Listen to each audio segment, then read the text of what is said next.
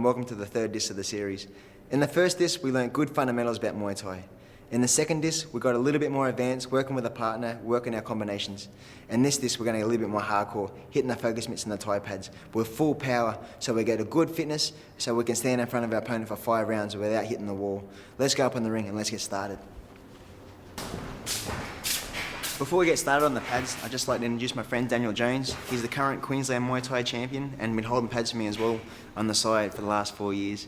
Over that time, we've built a solid relationship where we understand each other, and it makes the pad holding more enjoyable for me and for him.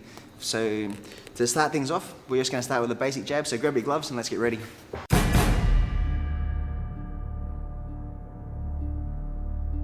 When starting off with the jab, we want to try and get our range right before we do anything. So I'm placing my hand on the pad and taking half a step back. So this is my safety area before I hit. So from here, I'm outside. With one big push off my back leg, I'm stepping through. And not just aiming for the pad, but aiming about 3 inches past it as if I'm punching someone in the face. So I wouldn't just punch their nose, I try and punch all the way to the back of their skull. So I step in, I take that big step in, driving it all the way through, staying as long as possible, getting that shoulder to the cheek, and stepping back out again to get out of range.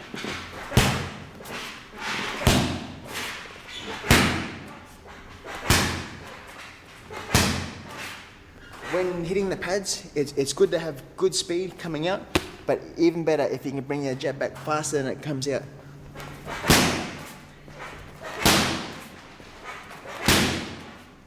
This way. I'm not trying to push the pad with my punch, I'm trying to snap.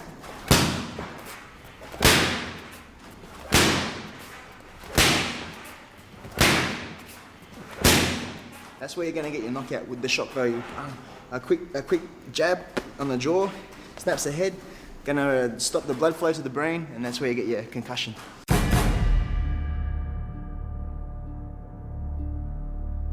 For the double jab, it's exactly the same motion as the first, except for we push off the back leg again to make the power nice and strong. Depending on how far we've pushed the pad back with the first punch, will depend on how far I push in for the second jab. I'll push in. If Daniel's still there, I don't want to take a big step, otherwise I'm going to cut myself short.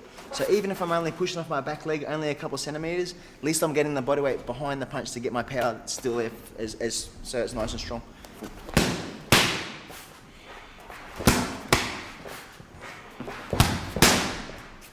If on the first jab that I've punched him back and he takes a step back, that'll make me step even further out to make sure that I don't miss and I'm still carrying that same power as the first one.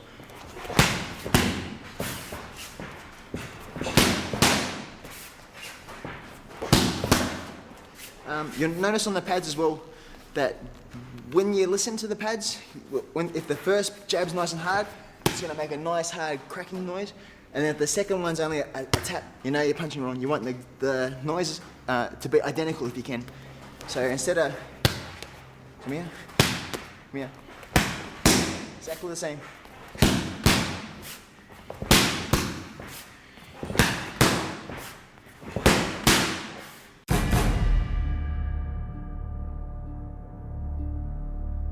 With the triple jab, there's 2 variations.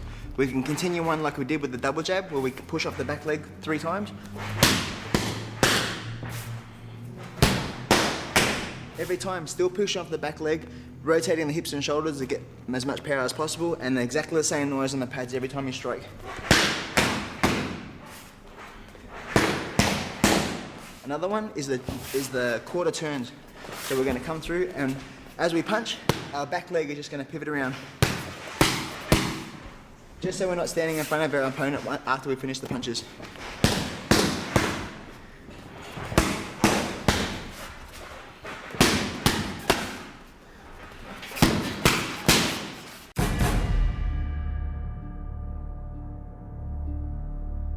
Now we're going to start getting into our power punches with the right hand.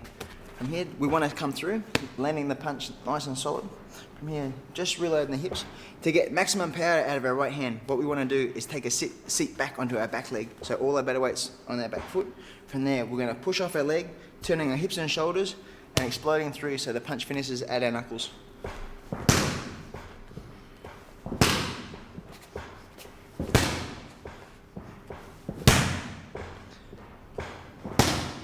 Another one is throwing the right hand at distance.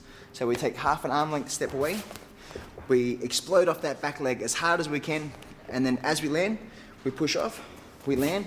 As the feet lands, then we keep the momentum moving forward through our hips, through our shoulders, and once again, finishing through the knuckles.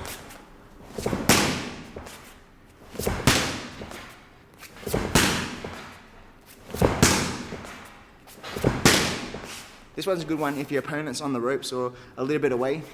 From nothing, nice and relaxed, exploding in, delivering your punch, pushing off, and get yourself out of danger again.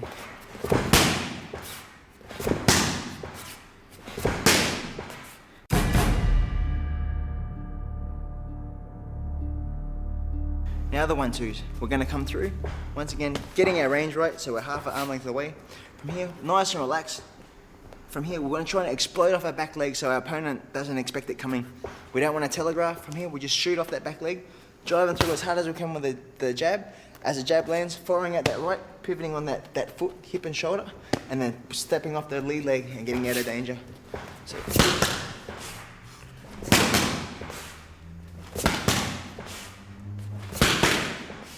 as you punch, a lot of people, when they first start out, as they throw the right hand, left hand drops down to their chest. We want to try and have it so you can physically touch your glove touching your eyebrow or your cheek to make sure that you know that it's up then. From here, it's dangerous just in case they happen to counter with a hook or a kick, you're going to get knocked out. So it's a good idea, try and bring those hands back.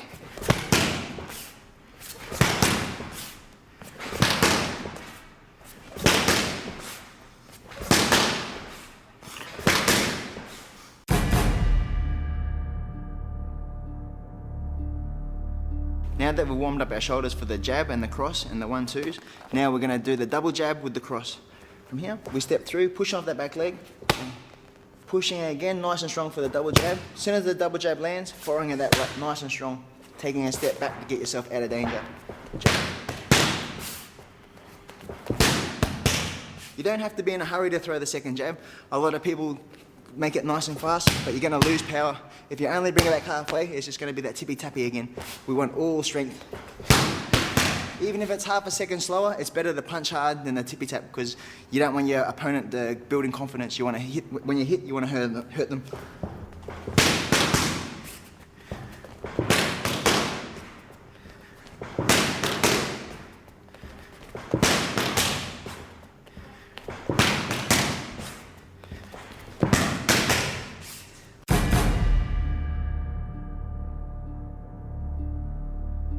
Let's start doing 4 and 6 punch combinations.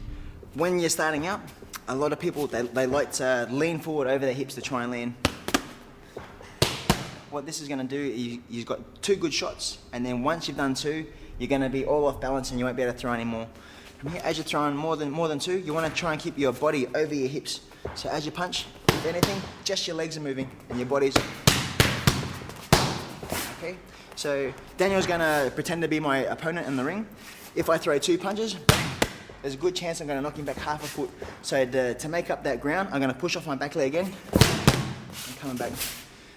As I'm punching, I'm also trying to keep rhythm. So it's not 1, 2, 1, 2. I want 1, 2, 3, 4, 1, 2, 3, 4.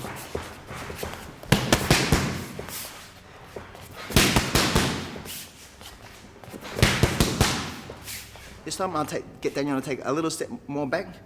And we'll go for 6. So every time I throw the jab, 2, I push out the back foot. Again, so here, 1, 2, 3, 4. A little bit faster.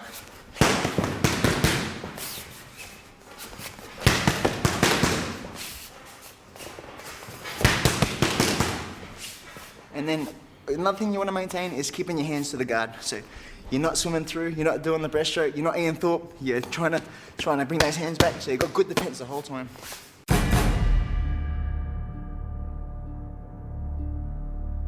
With the hooks, because I'm a little bit at range, I'm going to take a slight step in, loading up the shoulder as I take the step. So as soon as I land, my foot is my solid base. I push through, trying to get this opposite shoulder almost to my jaw. So I step, load up. So as soon as I land, bang, the hook starts.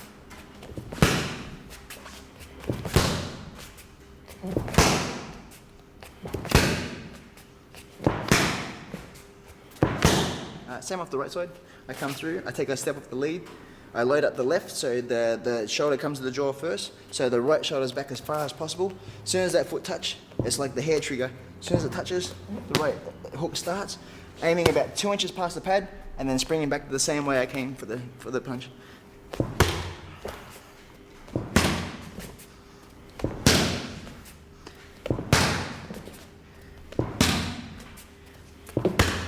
From another angle, here. So with the left first, we step in, deliver, back out.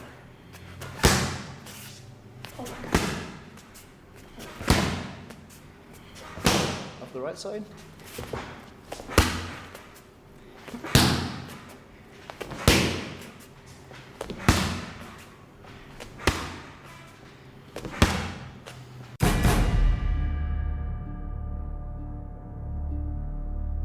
Getting the right range for our uppercut. We've come through, we're going to take a step forward and firing it straight at the top. So we're pushing up the front leg, delivering through the hip, through the shoulders, finishing at the knuckles, coming 2 inches past the pads.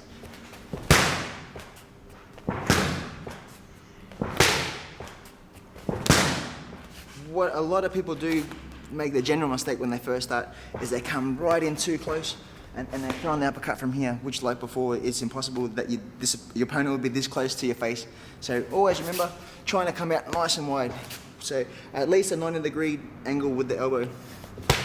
Pulling the opposite elbow back to get that body torque for your power in your punch, and stepping away.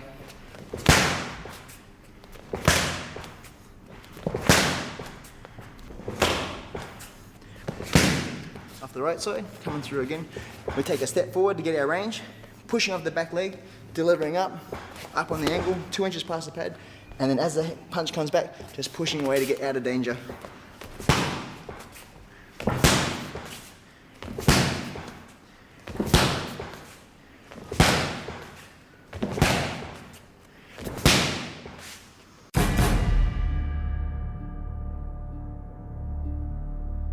We've got good range for our hooks, we've got good range for our uppercuts. Now we're going to incorporate that with our 1-2s.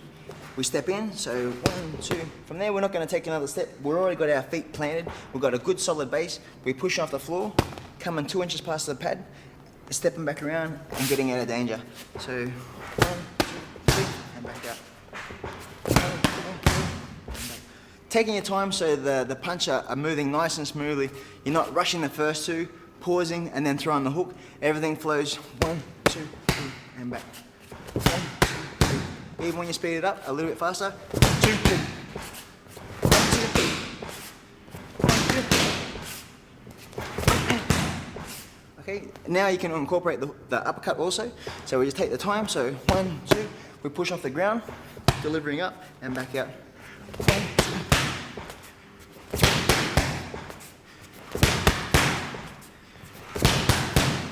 A little bit faster again.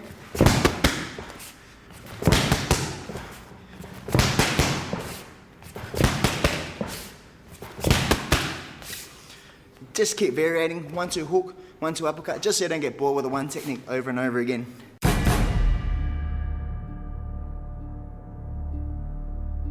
Now we're going to start doubling up our punches off the one hand. We're going to come through, we'll start with a jab and an uppercut. We don't want to rush it, we want to try and get good power off each punch so we're not tippy-tapping. We jab through. Once I've got my solid base, I bring my jab all the way back to my guard, and for the uppercut, I'm pushing off the floor again. So it's not just an arm punch where I'm going to tickle my opponent under the chin. I'm coming through, I bring it under, and I want to try and lift these feet off the ground if I can. Jab, up, and back. Jab, up, and back out. We can do the same with a hook. We come through, a hard jab, our feet are planted, we've got our base. As the jab comes back, we're not just bringing it back to the guard, but we're totally bringing the right shoulder all the way past the ear. That way it's fully locked and loaded. We come through, we twist the top half of our body to get as much power as possible out of the punch, and then just taking that step away again. So we jab, back, and away. Jab, and back. So it's not just an arm punch once again, it's all body. Even though we're throwing 2,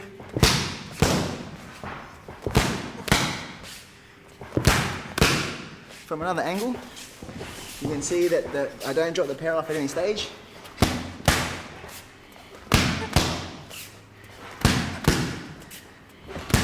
And with the hook as well,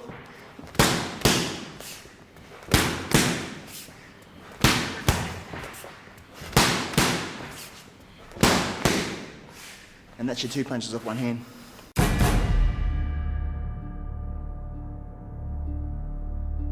Now let's get on to some devastating body rips. With this, to set up the body rip, we're going to throw a right hand first. What the right hand simulates is if Daniel's my opponent, I throw a right hand to his face, automatically he's going to bring his hands nice and tight together to protect himself. While his hands are there, I've got half a second to take a step forward, punch behind his elbow into his floating rib, and then taking a step back so I'm out of danger after he comes back out of his guard. So I'm here, nice and simple. One, stepping forward, get my range, delivering onto the white part of the pad, if there's a white part on the pad, and coming through. You'll also notice as I'm throwing the rip that my thumb's facing the ceiling. It's not coming downwards. I'm not throwing it downwards. I'm almost coming through on a horizontal level. So I'm trying to spear not only to the pad, but going all the way through his body and trying to push all his intestines to one side. So from here we'll come through. So right hand lead, right hand. So up. So coming through. Hard right hand. As the hand comes back, I take a step, and then I pull this opposite shoulder to get my power for my rip, and I'm back out again. And back out.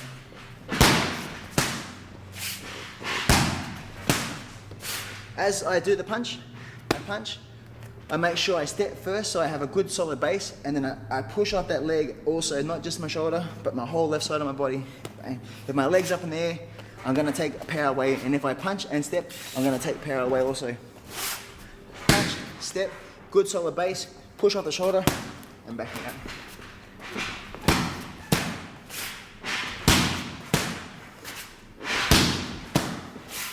From another angle, push it this way. I throw on the right hand. I take the step, so my whole top half of my body is twisted up, driving through nice and strong, and backing out of the way again.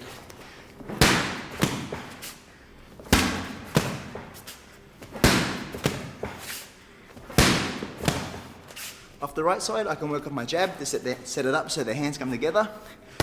I take a small step forward again to bridge the gap so I get the good range of my punch. As soon as the foot lands, I start the body rotation with pulling the left shoulder back. Bang. So we jab, step, and back out again.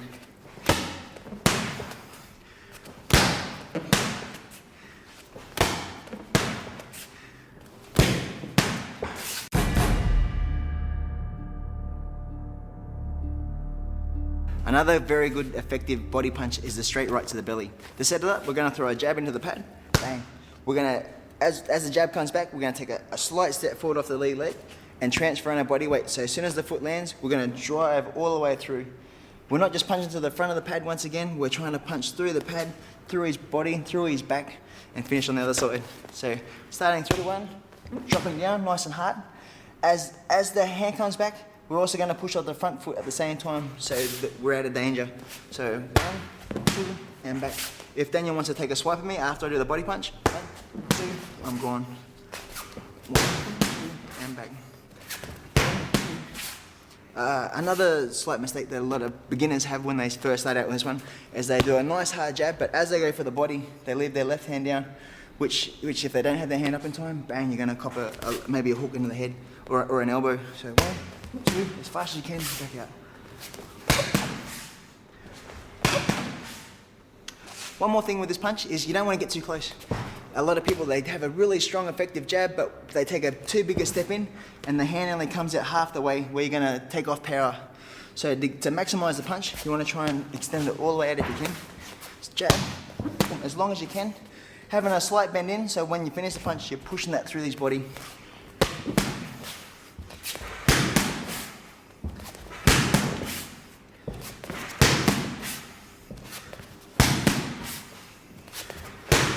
If you want to put a hook on the end, you can.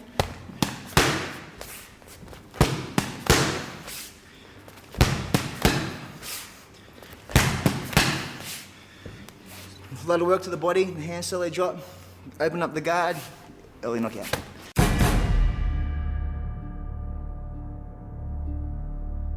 Now that we're going to get into elbows, I've just slipped my gloves off so you can see the right posture with my hands as I'm throwing the strike. To start it off with, to get our right range, I'm going to stick out my lead hand with my thumb and forefinger open.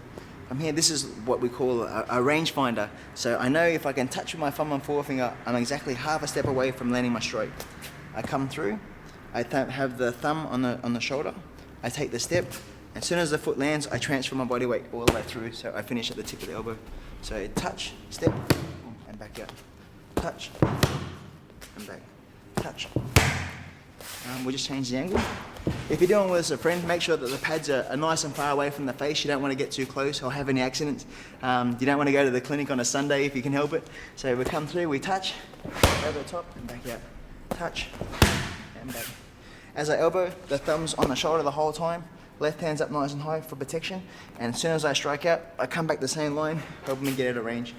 Step, and back. Step. Step. And back. Nice and relaxed. I'm not making a fist, I'm not clenching, I'm not too tense. The hands are open, the hand over the top, and then everything flows nice and easy then. It's not a force, a shot, it's just nice and relaxed and just flows.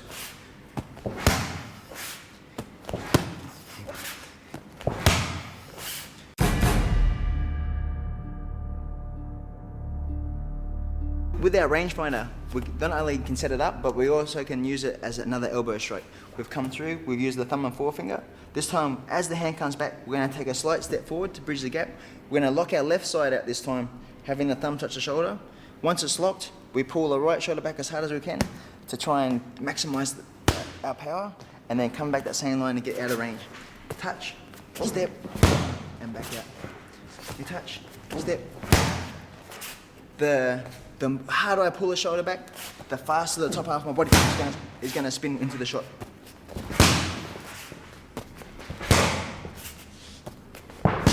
You can also use this off a jab, so jabbing through, coming around, landing the elbow, or if your opponent's hands are up, we can come through, we can grab their lead hand, stepping through and delivering onto their jaw or the forehead, trying to make a small incision to help stop the fight faster. So we'll have this hand up, just in a normal guard. Touch, step, bang. Touch, step, bang. Touch, step, bang. If you're with a partner, you don't want to do this one too hard, just in case there is errors. So just making sure, just going through it slowly, landing the elbow on your target, stepping back away. You can do that more harder technique on the bag where it's a lot more safer. But just to get the motion, nice and slow.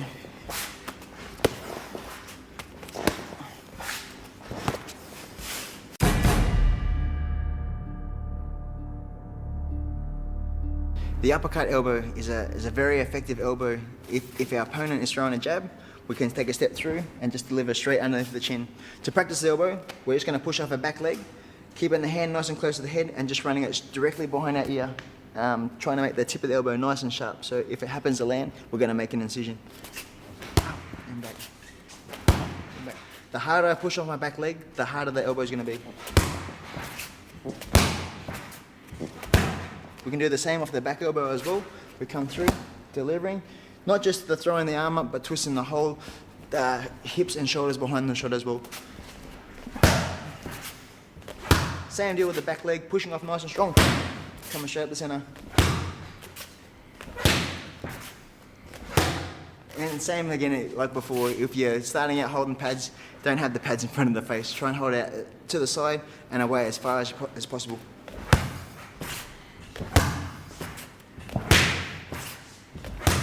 But it's okay, I'm a trained professional.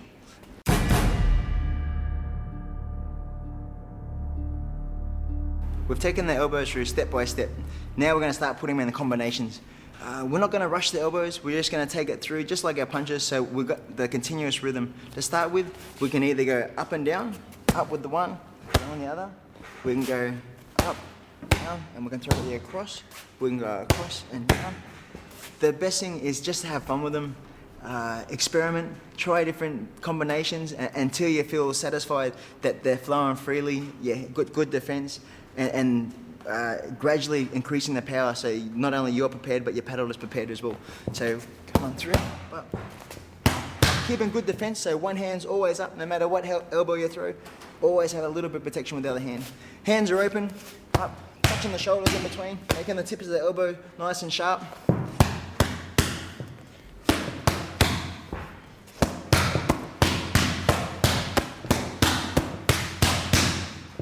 Easy.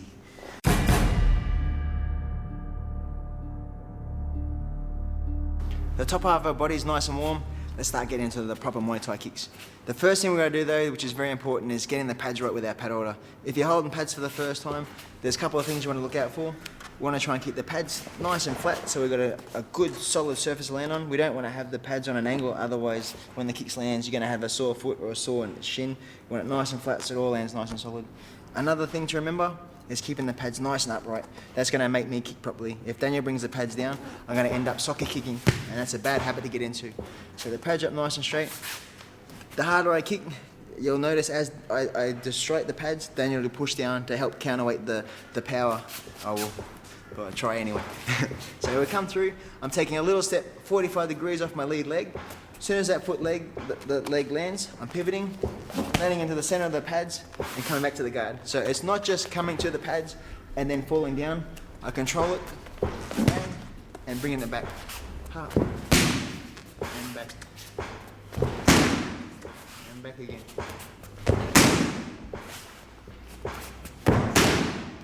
I'm not just striking to the front of the pads, but I'm trying to hit through and all the way through Daniel's back to try and generate as much power as possible once again.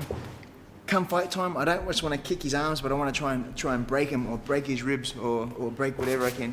So everything's power.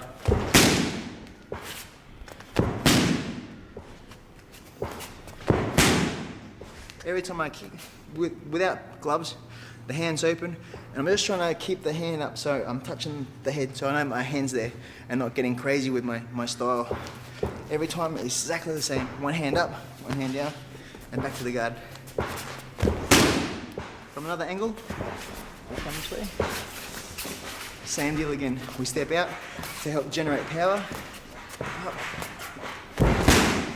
and back to the guard. I'm not rushing to put my foot down. I kick and I slowly place it down to where I want it to land and not just fall on it.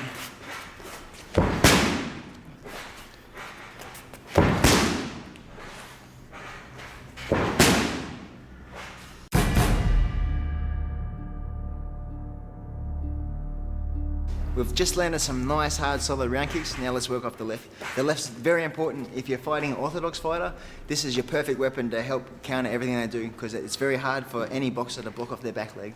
So very important to kick the work off. The pads are up. When we do our little switch, we'd make a little jump, landing the same distance apart again. Shoulders are facing the opposite way, so we're wound right up like a spring. Delivering up to the center of the pads. We come back to southpaw and just taking that little step back again. So switching. Back, down, back, down. Keeping good balance the whole time.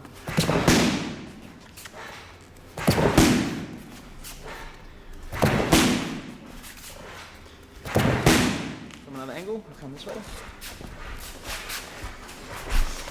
I switch my legs, I twist my hips and shoulders, I let go nice and strong, trying to aim through Daniel's back once again. Coming back to the guard and keeping out of range so I'm nice and safe.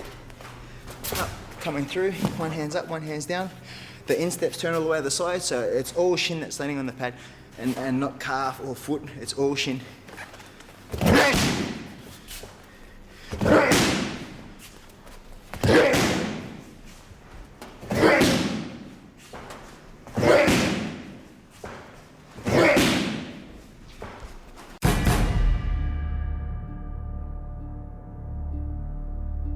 Now that we've done singles off the right and the left, now let's start doubling them up. So as we kick, we want to try and generate exactly the same power on both strikes. We've come through, we've delivered the kick, we come back down, and as soon as the leg touches, we're springing back off so it's nice and fast. There's no pause in between. And back to the guard.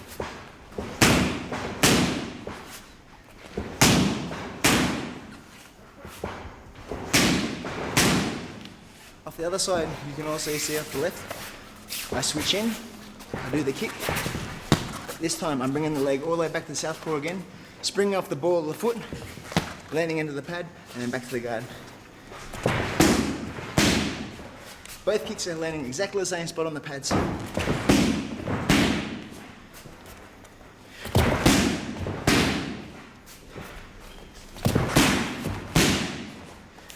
Nice control, so it's not up here, not down there.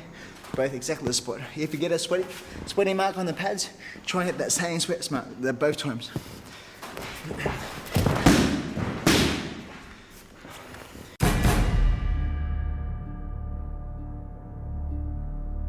In Thailand, where I stayed for many years, and here at Burnshu Gym, at the start of every round on the pads, we like to do sets of 10 to help make ourselves exhausted before the round starts.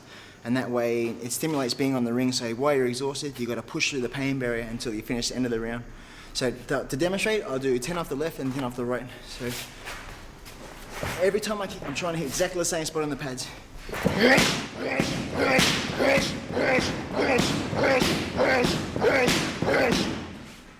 The other side. If you can see, as I'm kicking, everything is exactly the same. The hands are going down the same way. I'm kicking in the same spot. There's no difference in whatever I do. It all just keeps rolling off that kick.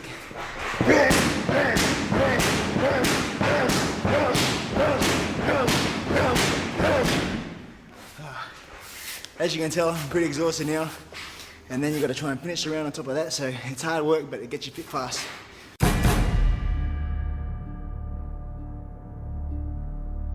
For a great defensive kick, we're going to work off the front kick, otherwise the teep.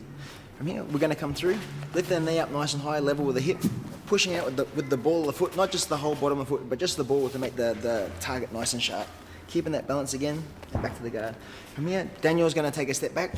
As he comes back towards me, I want to try and keep him at range. So if he was my opponent, I don't want him inside where he can hit me. So I keep it nice and long. Without moving, I just keep my body on my back leg. Front leg's nice and light, so it's like a hair trigger. So as soon as Daniel flinches, bang, push off. If the two things I'm trying to avoid as he kicks, I don't want to bring my leg back. I want to try and keep it in front. So if by chance his momentum pushes me back, then I still keep my knee in front, and that way I can land back in front into my guard again, so I'm ready to attack or defend again. I push, bang, keep it up, and slow it down. Another thing I want to avoid is teeping. And then falling down and landing in Daniel's range. Otherwise, there's a good chance that he could take me out with something very painful. So I come through, I teep, then up, slow down, and down. Up. I'm not rushing it. I just slowly place it down to where I want it to go, and nice and gently. I'm not just thudding on the floor. Hands up nice and high. A lot of people when they first start out with teeping, they try and use their arms to help keep them balanced, but we want to try and lock it up. So it just happens if the teep doesn't work and they happen to come over the top of the teep, at least they've got good defense.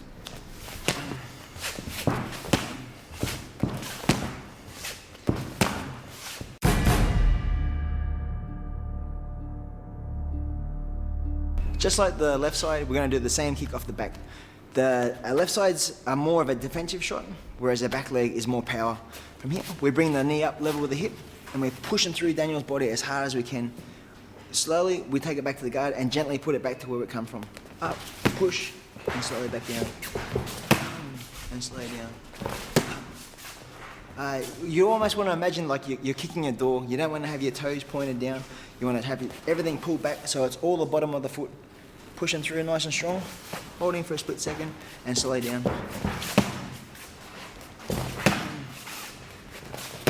From here, try not to drop down in front, landing in your partner's range. Coming back to a nice safe distance.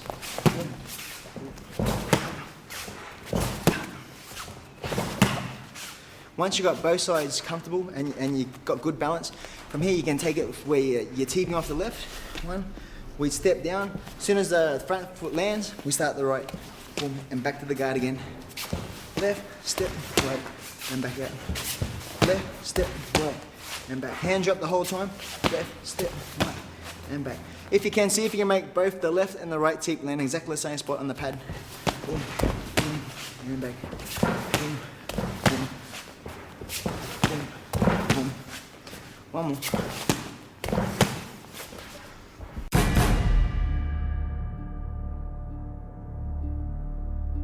Now we're going to get into kneeing the pads.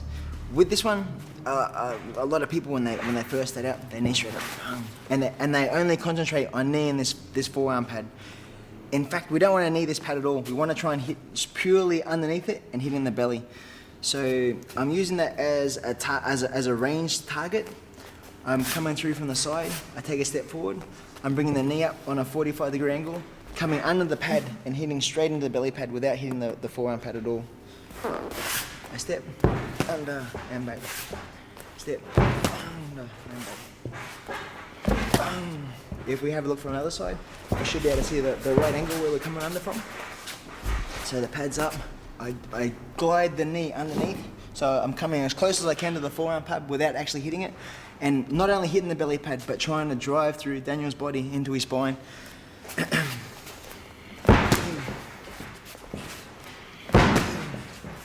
As you can see, Daniel's getting pushed back a little bit from the force. The more I step in with my lead leg, the more power I'm going to generate off the step. So I come through. As soon as the front leg touches, the knee starts. And before you go.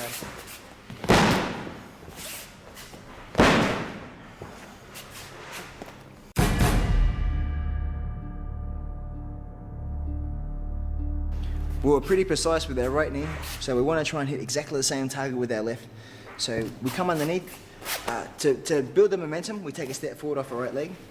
Once the right leg lands, that's our trigger to start the knee. So once again, we're not aiming for the Thai pad at all, we're coming straight on the knee. We step through, deliver, stepping back to the guard. Step, back, down. Step, back, down. A little bit faster. And back. And back. And back to the guard. From another angle, so you can see the right trajectory of the knee. We come through, we step down, come underneath, all the way underneath the pad without actually touching it, and all the way through his back.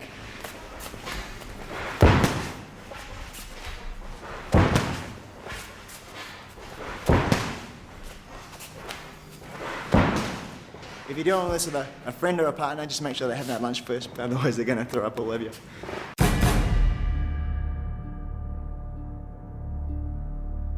Let's get into some multiple knees from the grapple. From here, we're going to hold on to our partner's neck. We're going to come underneath the pad, and instead of coming up and hitting the forearm pad once again, we're doing the same strikes as the long knees. We're holding on, we're coming underneath the pad and hitting that same 5 cents we're hitting before that, so 5 seconds. If I want to throw 2, 3, 4, up to 10, every time I knee, and I'm coming back down and springing off that leg.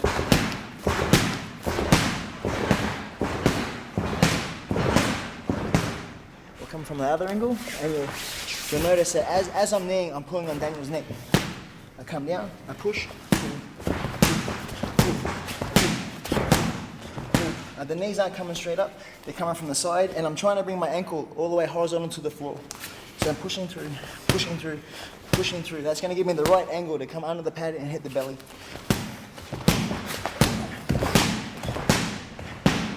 If I want to throw left and right knees, I come through, I knee in, I push out as I step down, and then I'm pulling back in again. Push, step, 1, 2. So I'm not actually jumping into the knee, I'm stepping, step, step, step, step, with both knees coming across at the same point. So instead of 2 up, in. One more time.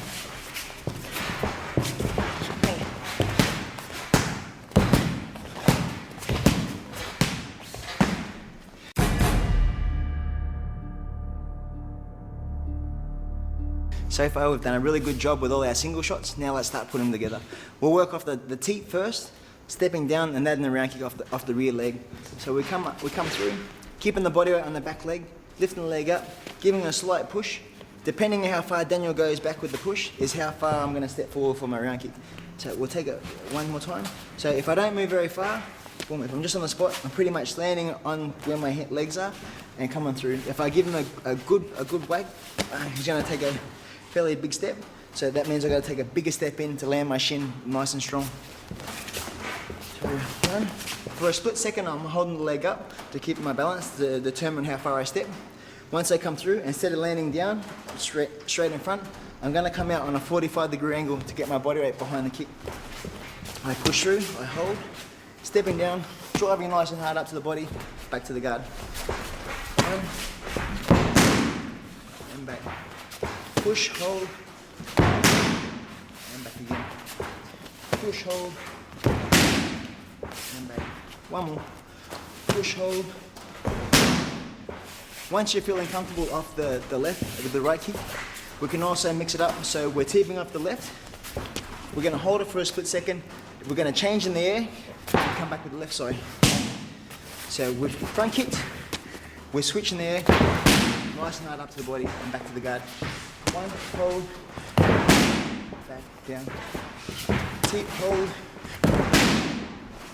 After the front kick, depending on once again on how far I push down your back, bang, is determines how far I do the switch. If he goes back, I can switch forward, boom, and make my shin land nice and flush once again. Or if he doesn't move at all, I just switch on the spot.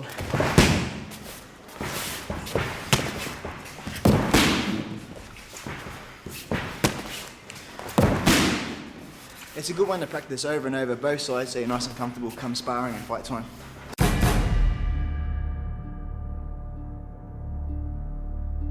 We've got the gloves back on. We're going to start incorporating the hands and the legs working together. To start with, just keeping it simple. Nice hard jab coming through. As the jab comes back, it's going to help this leg come out on the 45-degree angle, same as before. We jab through, we take the step, kick up the body and back to the guard.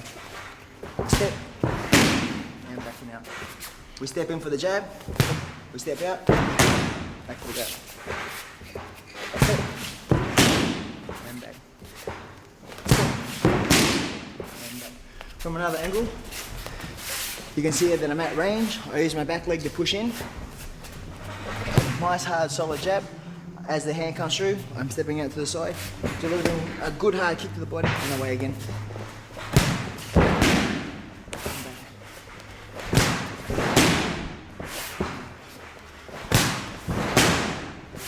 And back.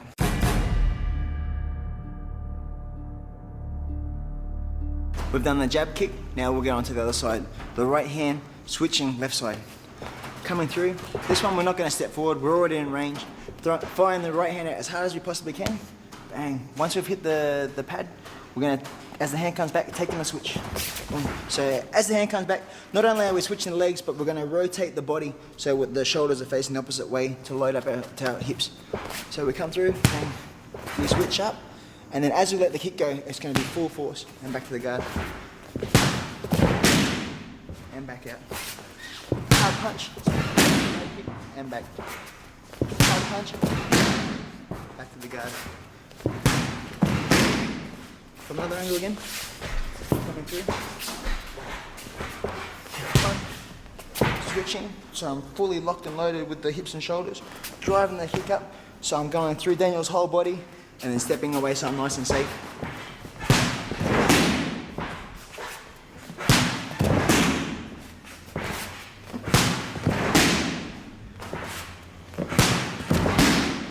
You can really get good power if you use the right hand as a lead to generate power for your hips.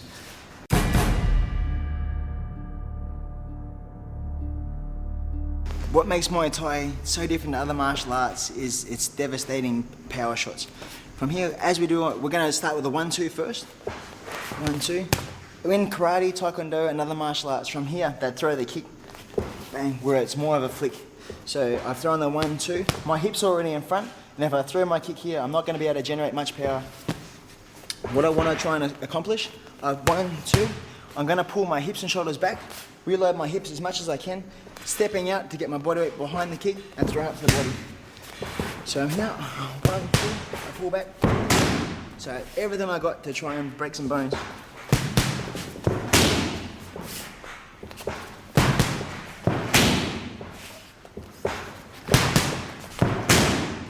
From the other side. So you can see my hips. I've come through, 1, 2. From here, once again, I load up, stepping out, adding the kick. So 1, 2, step, nice and strong.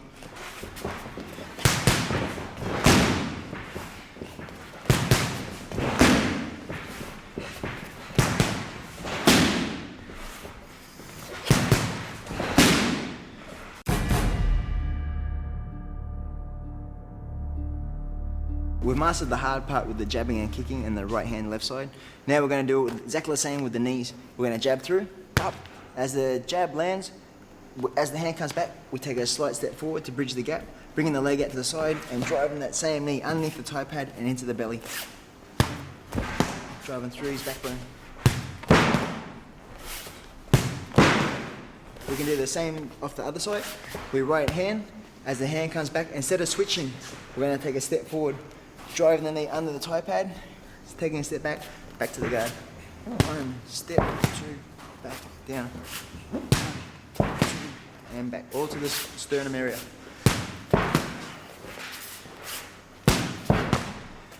We'll just do it on the other angle so you can see again the trajectory. And then hard jab, step underneath the thigh pad and into the belly. We'll come back this way. Nice hard right hand. We step through. As soon as the leg touches, we start the knee. 1 step, 2. There's no pause in between the punch and the knee. As we punch, as soon as the leg comes back, as the hand comes back, it starts the leg coming forward. Boom.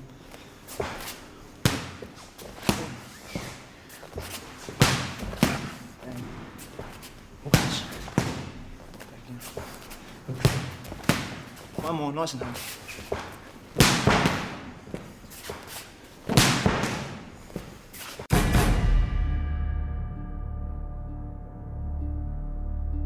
In our second disc, we went through this same drill with our partners. Well, now we're going to do it exactly the same, but we're adding a little bit more power, so it's on the pads. So we're going to come through. The back leg's going to step up to the hip. We bring the leg out nice and wide, slapping just above the knee with an instep. As the leg comes back, we change into southpaw and spring off our leg up to the body and back to the guard. So we step and back. Nice and fast, no pause.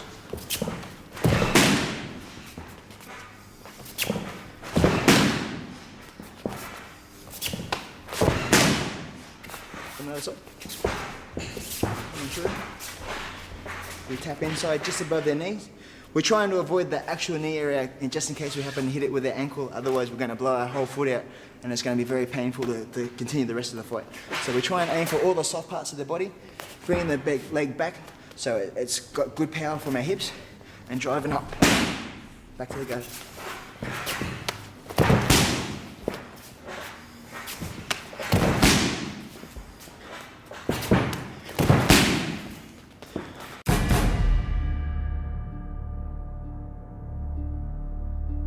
We've used that inside thigh kick to set up the double kick to the body. We're going to use exactly the same inside thigh with the straight right. We're going to come through, we're going to tap just above the knee.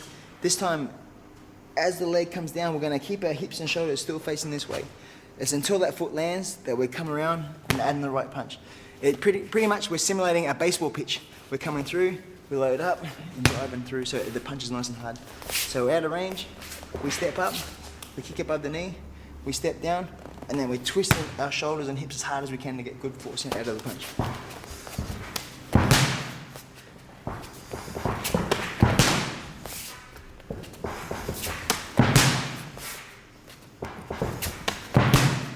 If you want to incorporate a left hook, we come through, tapping again, punching right. Our legs are already stable, we're a nice solid guard, and we're pushing off our legs to get good power. So the harder we throw the right hand, the more we can pull that the right shoulder back for our hook to get all the way through the pad.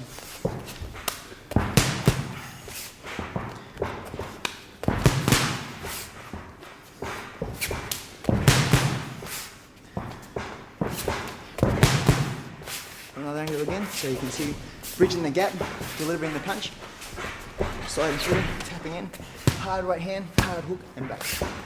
Stepping through, landing, pivoting the hips and shoulders for our power, adding the hook.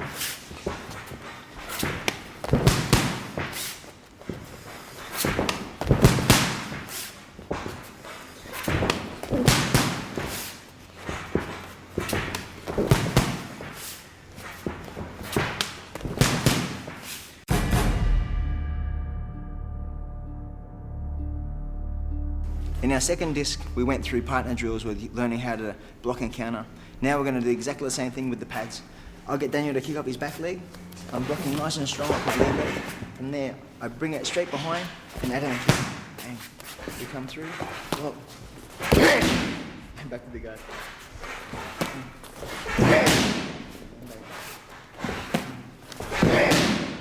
My main objective with this one is as I block, I'm trying to counter before Daniel brings his leg back while he's still off balance.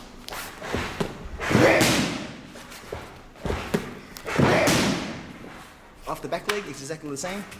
I bring it up nice and high. From there, I change through, so it's a little switch in there, kicking up to the body and back to the guard without losing balance.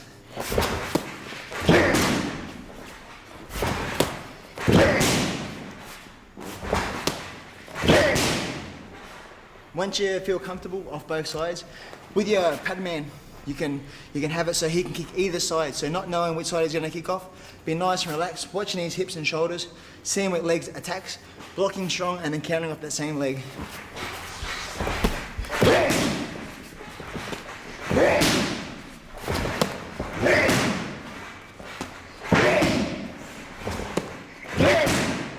This one's a good way to get your eye in for your defense. So it's exactly the same as sparring, so everything's natural.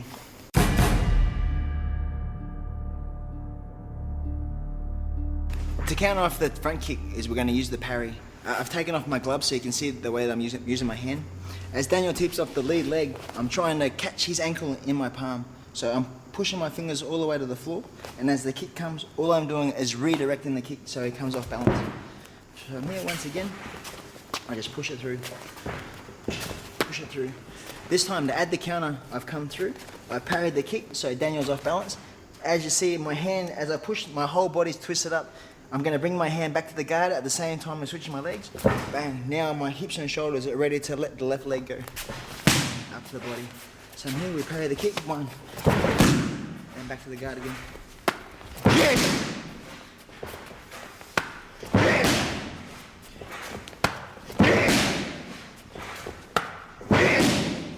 Left the other side.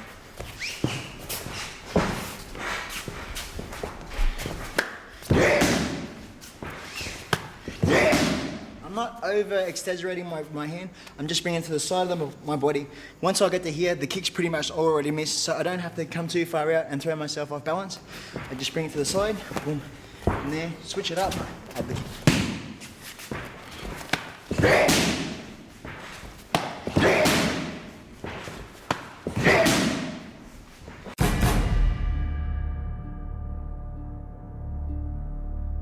Now I've gone through all the kicks and all the different combos that we can do on the pads.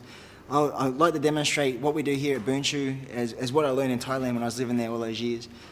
When you have a good relationship with your pad holder, you get to know each other, and instead of Daniel calling out the shots, he pretty much knows what I'm going to do. So he's going to go freestyle and catch whatever I throw. As soon as I stop attacking though, Daniel's going to be like my opponent and throw attacks back, whether it be kicks or punches, kicks, punches, knees, grappling. So he's going to give me a really hard time to make sure I'm simulating a fight and not having a breather in between my combinations.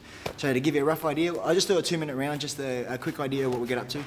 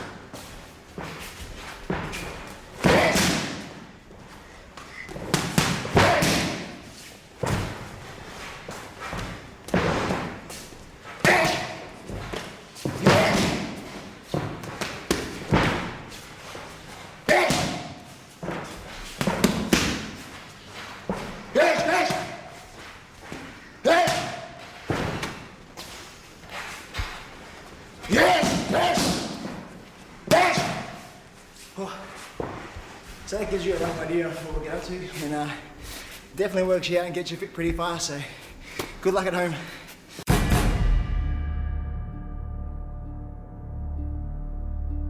The best way to finish up after a big day in the gym is continuous kicks on the bag. You can start off on 10, work up to 20 and then 30, but here in Burnshaw we like to do to 50. So today I'm going to demonstrate.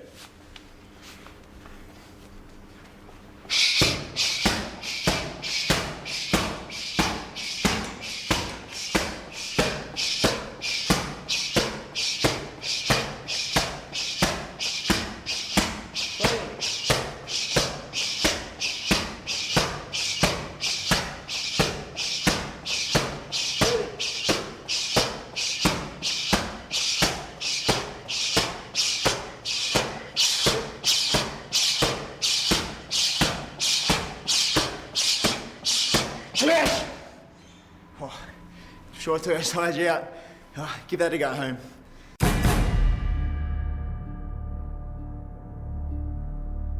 Our last exercise for the day, now that we've completed pads and we've done some fitness on the bag, is just continuous knees. We usually do 100, 200, 500, but today Daniel's just going to demonstrate 500. You'll notice as he holds the bag, he's going to hold it with his wrists and forearms.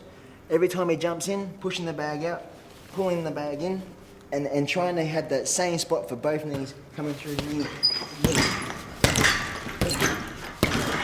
As he comes down, as 1 foot knees, the other one's going to come up, then we jump in again. So there's 2 hops per knee.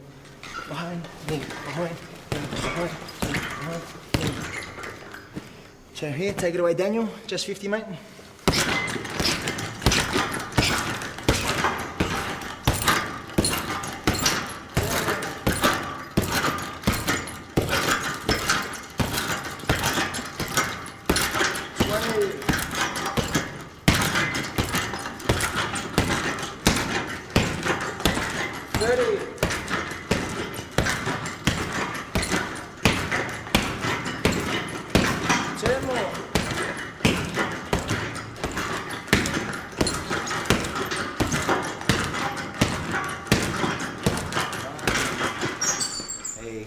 And that's a good day at the gym.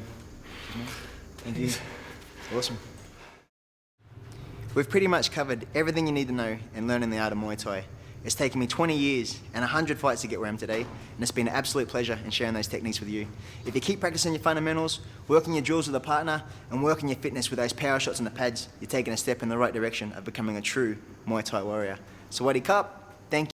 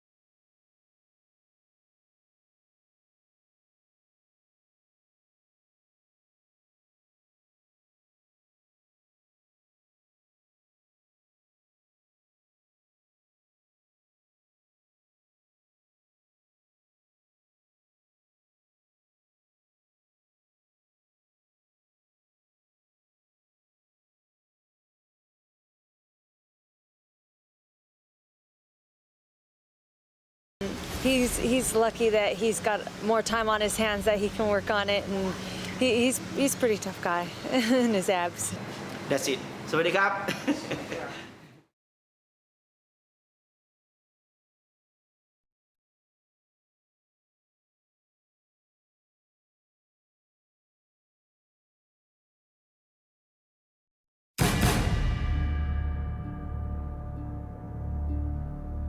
From what I've been told, it all started with a Thai man named Naikanam Dom, who was captured by the Burmese.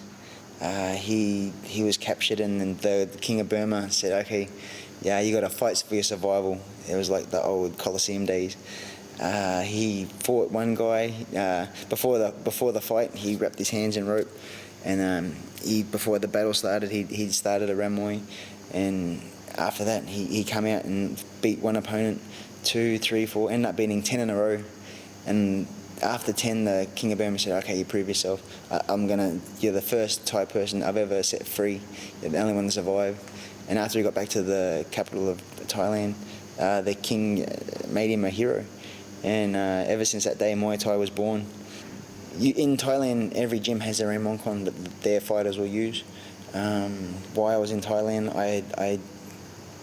they get decorations to decorate the little ghost houses outside of everyone's house, and I borrowed some and replaced them and took those and plated them and made my own Mongkon, and then got it blessed, and also seen a fortune teller where she does a prayer and it goes into her spirit, and she said I was going to do really well with my career, and she gave me a piece of wood. So with that piece of wood, I put it in the front of my Mongkon, and ever since I've had that, like, my career's really blossomed. So it's very important with the Mongkon because it's sacred. It's a headpiece. It never touches the ground. It always stays up high, and then while transporting it, you never put it in a bag with anything below your waist, such as shorts or undies or socks.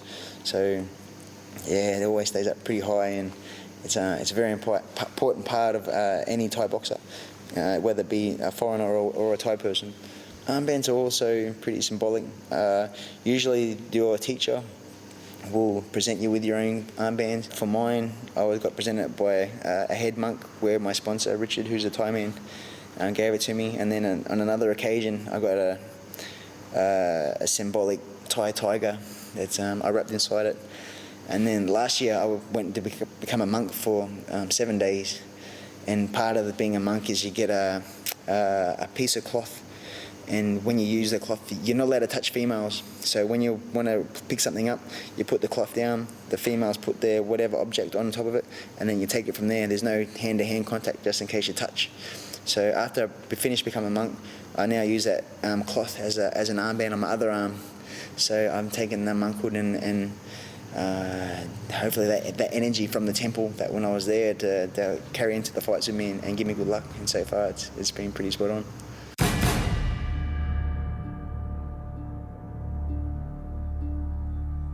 Come into the ring, just focus on the fight. Once you get to the stairs, you take the time out to kneel in front of the stairs, kneel in front of the ring. You're asking permission from the gods, the earth, the wind, the fire, the water, and God to give you permission and strength before you go on.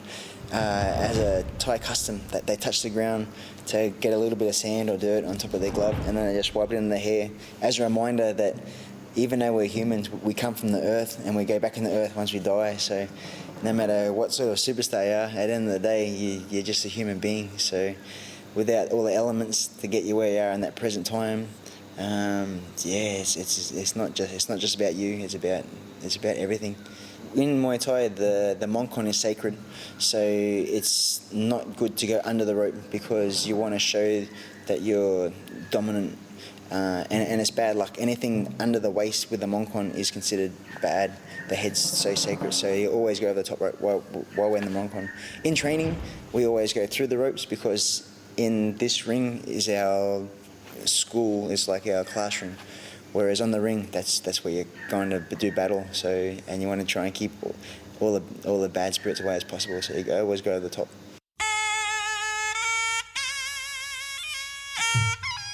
The Waikaru is a very important part. I've learnt bits and pieces from different camps, and I've taken the bits from other boxers as well and seeing what looks good and incorporate it into my own. The part at the start where we're bowing is a time to just forget about everything that's happening. There could be 10,000 people in the room, and it's just your time. You take a few big breaths.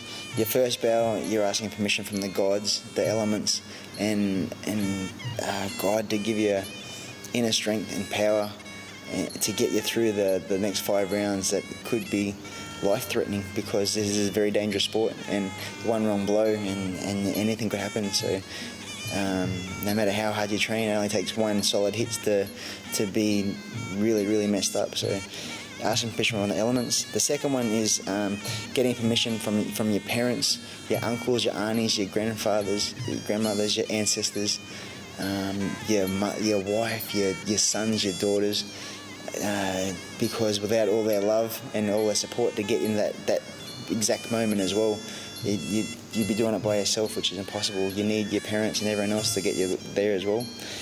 Next one is your trainers, your pad holders, your grappling partners, your sparring partners, because once again, without their help, you wouldn't be conditioned, you wouldn't have the fitness, you wouldn't have the knowledge to know what they're doing to come the bell ringing. So, and after that, it's pretty much just a warm-up. You're going through the motions, you're warming up the muscles, you're nice and relaxed. A little bit of a dance, bit of rhythm, listening to the music. Once again, you're not focused on the fight, you're just listening to the music and being at one with the ring. And at the last little bit, a lot of people either throw arrows or spears or do whatever, but being John Wayne, we'd have to incorporate the gun to make it a little bit more symbolic. It really infuriates my opponents getting shot in the head, but the crowd love it. I enjoy it. I'm sure my opponents get either hate it or whatever, but that doesn't matter because, it's fun. And then the last little bit, as I'm coming back to the corner, just a little stare back and just let them know, you've just been shot in the head. How's that feel? So, it's good fun. And then, end of the day, it's all about making people happy and making people remember who you are. Because sometimes it's not just about the fight, but you want people to leave the stadium saying, that was awesome. I learned something tonight, that was awesome. With the Thai monks, they always start with a chant, Namo Sa Bhagavato Arahato Samma Sambuddhassa, and they say that 3 times, and then you're just giving your prayers on top of that one. So yes, asking for your fighter to do the best that he can to fight strong, good guard, and best of luck, and then take the monk one off, give a little blow on top of the head to get the evil spirits away, pat on the shoulder, and the rest is up to him.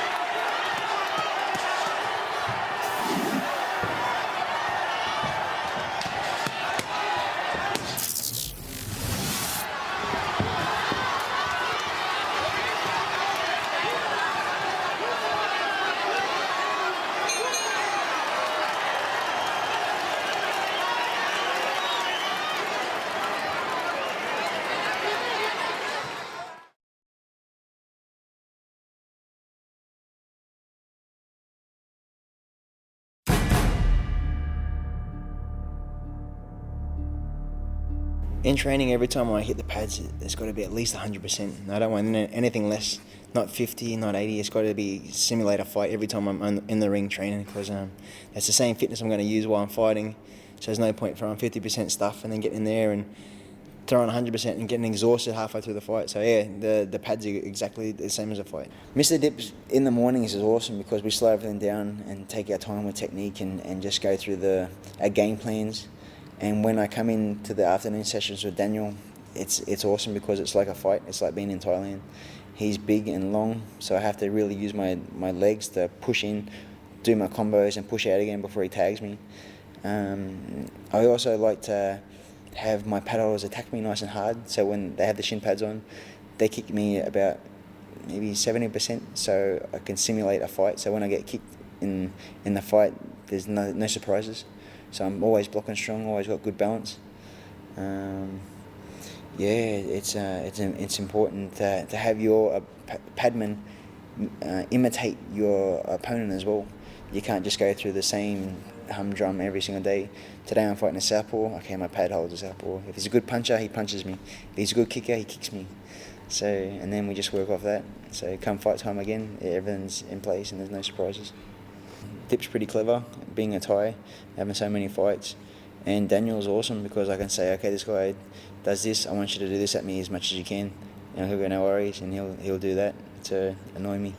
So, I've got a good team around me. All the boys are really helpful, and without them as my backbone, I wouldn't be kicking ass as much as I am.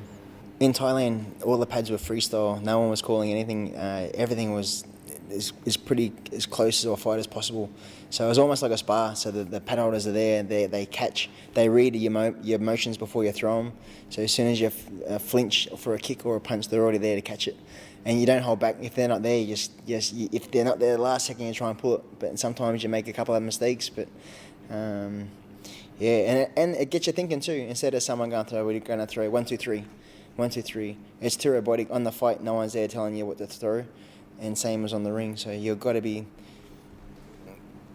inventive and imaginative. You can't throw the same thing over and over. In a round, I never like to throw the same combinations more than a couple of times each round. I like to experiment, even if it's just 1, 2 hook, right kick. I'll do that a couple of times, and then even if I change it up by changing my kick. So I'm used to throwing no matter what combination from either leg or either knee or either elbow. Everything should just flow.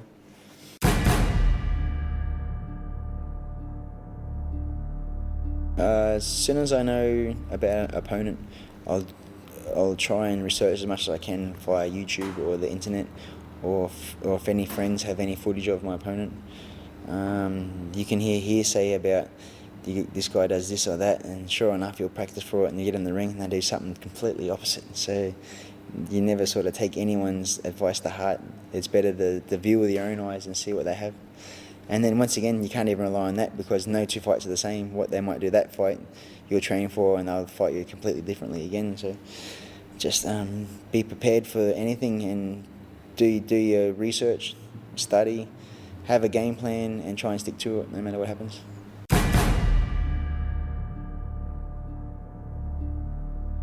Before every fight, since 1997, I've had to lose between 7 and 10 kilos per fight. In Thailand, it's so hot that you'll go for one run in the sweatsuit and you can lose up to 4 kilos. In Australia, it's the same sort of deal. To make up for the heat, I'll wear a proper tracksuit with pants and top. I'll put a sweatsuit over the top of that, and then another tracksuit on top again. So I have 3 layers of clothing on.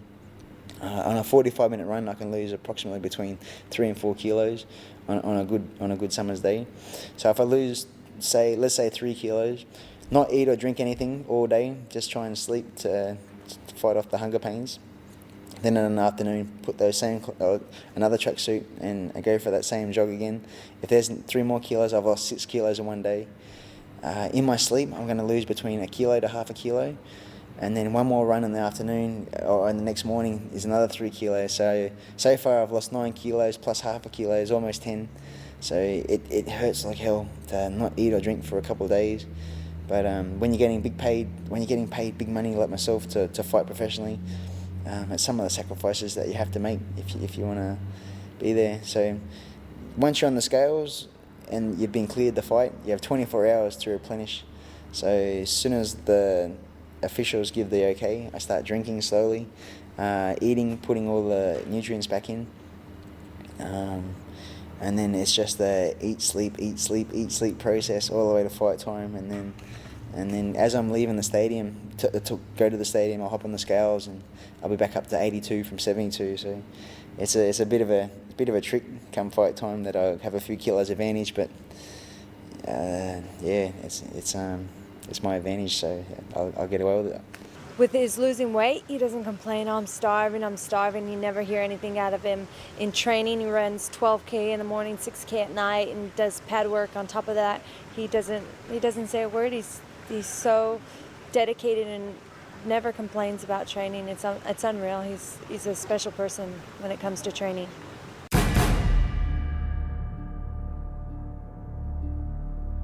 I'm looking after the boys. They come into the gym every day, so you know what everyone's strengths and weaknesses are. You're the one that organises the fights for them, so you know if the fight's going to be close or not, or if they've got a good chance. When I got a fight myself, I don't have that much time to take care of everybody, but my paddlers make sure everyone's nice and fit, and if I look at the corner of my eye and see them doing something wrong, I'll go and have a chat in their ear and say, hey, you're doing this, do this, this. Fight night, yeah, just stay positive, keep their energy levels up, and just be positive the whole time. Wrap their hands, give them some good knuckle busters. In the fight time, just be their eyes. Look for mistakes that the other person's doing, and just not going crazy in the corner where you give them 1,000 instructions. Just keep it basic with 3 or 4 things to do. Just do this, this, and this. That's all you got to do. So you don't want to freak him out. Just keep it basic as possible. And the gym's been doing really well. I like to make a Bunshu gym to be famous, Bunshu Cup to be famous. I like the boy to join on together, to shoot up, Muay Thai to be well known in Australia. With the boys have been working in the corner for a while now, so everyone knows that I do the talking. One bloke will ice the legs, another bloke will ice the arms. It's just we've got it down pat now, and we're getting the results, so it's good.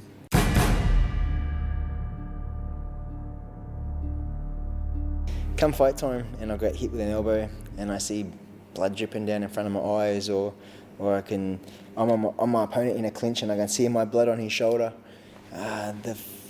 You don't really feel it as much. All the endorphins are running through the body. The adrenaline's rushing. It's just more annoying, and then it's more annoying than painful. The fight means so much to win that you don't have time to bleed, just like in the Predator.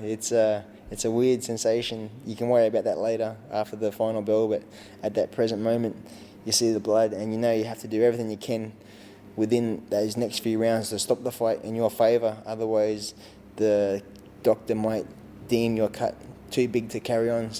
And that's devastating. That's heartbreaking to have the fight stopped by a little cut. John Wayne Parr is one of the toughest guys I know. He can take a punch, he could take an elbow, bleed, get hurt. I've seen him fight boxing and Muay Thai, and he definitely can take it as well as give it. So he's one of the toughest guys I know.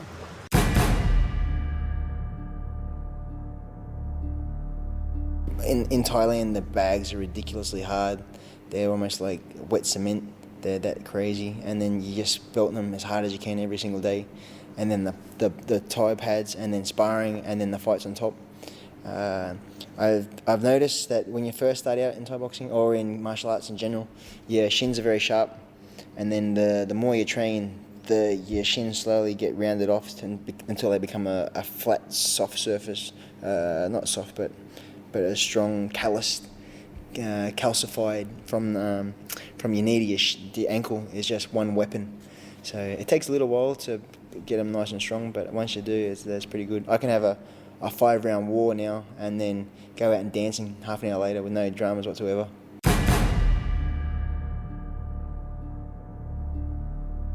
My theory with the sparring in here and the Bunshu is just to have fun. We don't try and hurt each other. You can do exactly the same techniques without letting go 100%. It takes more control to pull a kick within a couple inches and landing it softly, or just enough power to know that they've been hit without causing any damage, than is to just let go with full power and hope for the best. On Saturdays, we go a little bit harder because everyone else is more professional. In the afternoons during the week, a lot of the younger guys in, and you don't want to intimidate them, and you don't want to put them off the sport by giving them a bit of a touch-up. So once you're at your level with other guys, and then you can start sort of a little bit harder, and then relying on your blocks too, like we were doing on the disc, second disc, I believe, with the partner drills. Kicking nice and hard, making sure your defence is working. If they double up and your leg's over here, you're going to get caught. So it's realistic. We spar realistic depending on our opponent's level.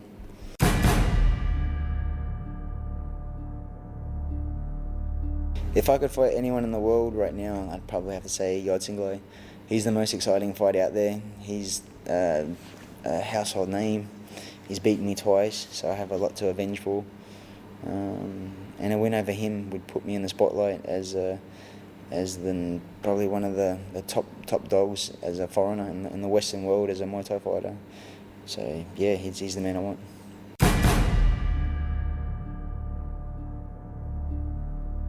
The legacy I'd like to leave behind after I am done and dusted myself and in another world is just to be remembered as the first Australian to really put Muay Thai on the map. I've done so much overseas and in Thailand. Like Nakhon Dom did for Muay Thai in Thailand. I'd like to be considered that bloke that did that here in Australia. Yeah, to be considered one of the top dogs in the sport is something that I've always longed for. From an early age, I've had this dream of becoming a world champion, but I raised the bar even further still, and I didn't just want to be an Australian world champion. I wanted to go to Thailand, train with the Thais, and beat the Thais at their own sport. And to this day, I've not only done that once, but twice. I've won 2 world titles in Thailand. So yeah, I've lived my dream multiple times. Yeah, it's just amazing to think that I can still remember being 11 years old, just walking in the gym for the first time to up on this day. It's just been an amazing ride, and hopefully it just keeps going. Every time when he fight, I say, son, you do the best. Before he fighting, he always come to see me and salute me, and I just blessing him by the Buddhist religion. I say, when son, you do the best as you can, but you got to remember, look back where you come from. Look back. You are the boxer for the people. Let the people, let Australian people, let the world accept you as a Muay Thai world champion. Don't be snob, okay? Don't forget yourself. Don't forget where you come from. Don't forget who to be grateful to you. Today is your day, and I'm very proud with him. You become a world champion. What makes a world champion is determination and never giving up on your dreams, having that one dream, set the goal high, and just not stopping until you achieved it. Growing up as a teenager and working as a kitchen hand and working on the horse properties and doing all these other little odd jobs, no matter where you went, you'd tell people, yeah, I'm training in kickboxing and I'm doing this and I'm doing that. And you always hear the same stories all the time. Oh, I was a boxer when I was a bit younger, or I was a swimmer or a runner. I was pretty good until I got my apprenticeship, and then I gave it all away. So I always told myself, no matter what happens in my life, I'm never going to let go of my goal. I'm going to live my dream until I've accomplished it, and nothing's going to get in my way until I do. And yeah, and I'm just fortunate that I met a wife who is in exactly the same industry as I am and appreciates what I do for a living instead of trying to pull me away from accomplishing what I want to set out to do. So very lucky in life.